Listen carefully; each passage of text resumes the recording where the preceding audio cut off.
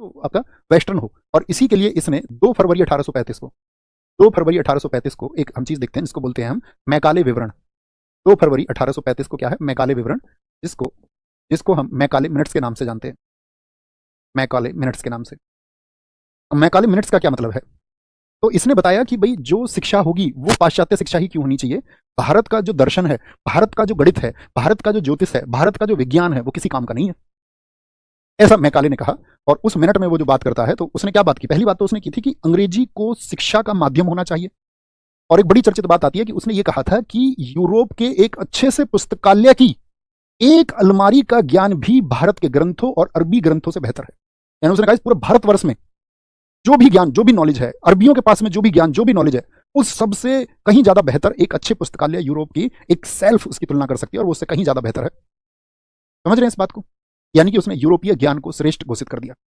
अब उसका काम क्या था? दरअसल में उसके पीछे मंशा क्या थी? उसकी मंशा ऐसी नहीं थी कि भारत को कोई बहुत बेहतरीन शिक्षा या पद्धति वो देना चाहता था। इस बात को आप भी जानते हैं कि भारत के ज्ञान ऐसा नहीं है जिसको हम देखा किया जा सके।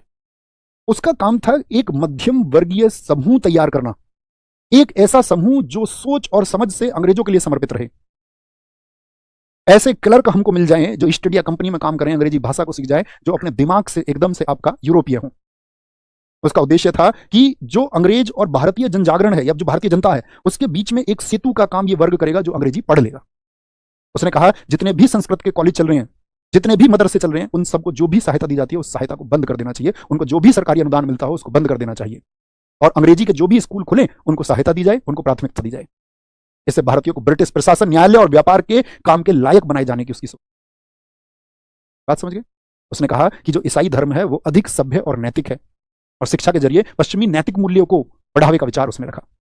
वो क्या चाह रहा था, आप समझ गए होंगे। वो सोच रहा था कि वो सेना हमारी तैयार होगी जो अंग्रेजी में पढ़ेगी, जो शरीर से तो भारतीय होंगे लेकिन सोच से, भाषा, आत्मा से क्या हो जाएंगे? अंग्रेज हो गए। मैकाले की सोच